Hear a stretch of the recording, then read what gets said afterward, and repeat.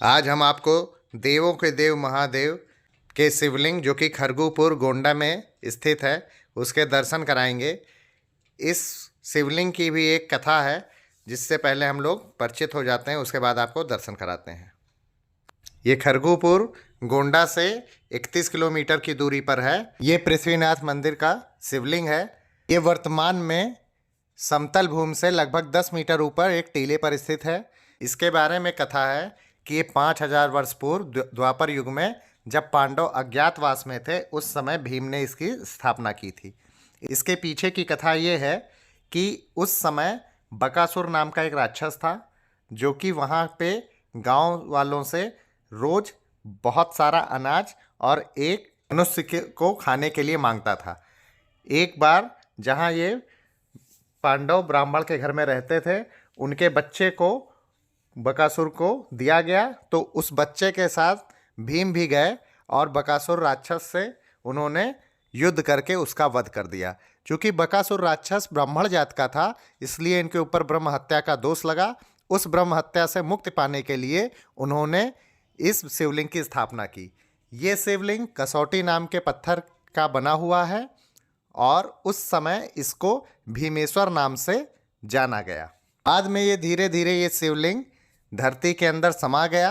कई वर्षों बाद राजा मान सिंह के समय उन्होंने अपने सेनापति पृथ्वी सिंह को ये ज़मीन मकान बनवाने के लिए दिया। जब वो मकान का निर्माण करा रहे थे उस समय रात में उनको एक स्वप्न आया कि इस ज़मीन के नीचे एक शिवलिंग है। ये बात उन्होंने राजा को बताई और इसका खुदाई कराया तो इसके अंदर एक शिवलिंग निकला जिसको कि उन्होंने पुनर्स्थापित किया। पृथ्वी सिंह के नाम पर ही अब इस मंदिर का नाम पृथ्वीनाथ मंदिर पड़ा है। ये कसौटी नाम के पत्थर का बना हुआ है जो कि 7 खंडों में है, जो कि 5.5 फीट ऊंचा है और कहा जाता है कि ये धरती के अंदर भी 60 फीट गहरा है।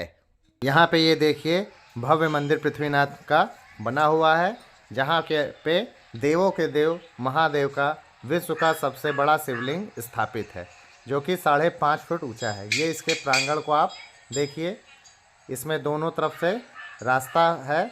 एक छत पर एक बहुत खुला सा आंगन है, उसी में ये मंदिर बना हुआ है। अब चलिए इसके अंदर चलते हैं। यहाँ पे बाहर से देखिए, दर्शन करिए।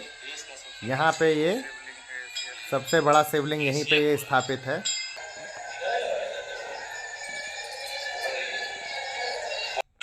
यहाँ पे मंदिर के चारों तरफ और भी कई मूर्तियाँ स्थापित हैं। अब आइए हम लोग पंडित जी से पूछते हैं इसके इतिहास के बारे में। शिवलिंग का क्या इतिहास है, कितना पुराना है?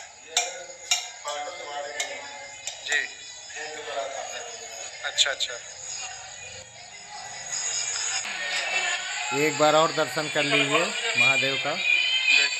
यहाँ बाहर के तरफ ये नंदी महाराज जी हैं, इनके भी आप लोग दर्शन कर लीजिए। यहाँ बाहर की तरफ एक बहुत बड़ा त्रिशूल लगा हुआ है और पीछे भी कई छोटे छोटे शिवलिंग हैं और बगल में हनुमान जी की मूर्ति है और माता जी की भी मूर्ति है। यहाँ पर सावन में लाखों भक्त आते हैं और जल चढ़ाते हैं। यहाँ पर सावन में लाखों भक्त आते हैं और यहाँ पर जल चढ़ाते हैं। इस समय देखिए रुद्राभिषेक हो रहा है।